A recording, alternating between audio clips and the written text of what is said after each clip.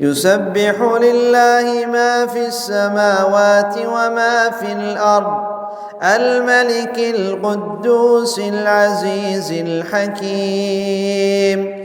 هو الذي بعث في الأميين رسولا منهم يتلو عليهم آياته ويزكيهم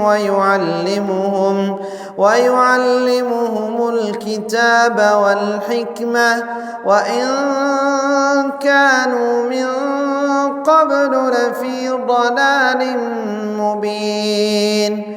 وآخرين منهم لما يلحقوا بهم وهو العزيز الحكيم. ذلك فضل الله يؤتيه من يشاء والله ذو الفضل العظيم. مثل الذين حملوا التوراة ثم لم يحملوها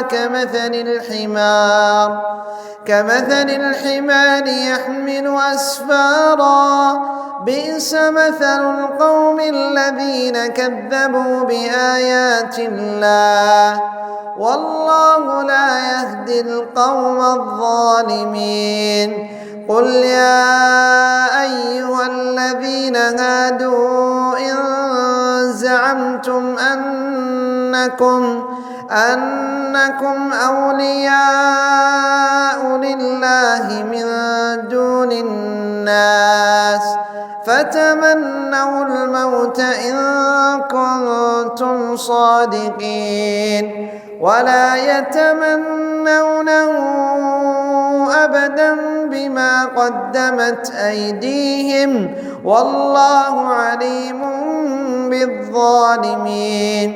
قل إن الموت الذي تفرون منه فإنه ملاقيكم ثم تردون إلى عالم الغيب والشهادة فينبئكم بما كنتم تعملون.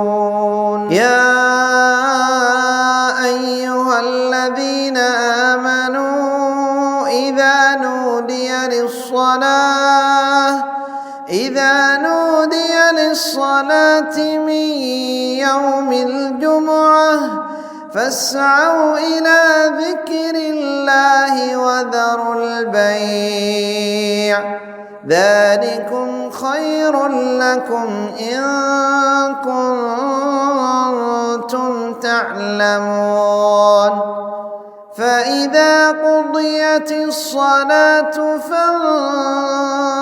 فانتشروا في الأرض وابتغوا من فضل الله واذكروا الله كثيرا لعلكم تفلحون. وإذا رأوا تجارة أو لهوا انفضوا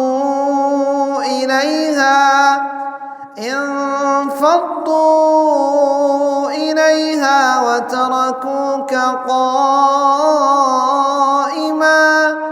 قل ما عند الله خير من اللهو ومن التجارة والله خير الرازقين.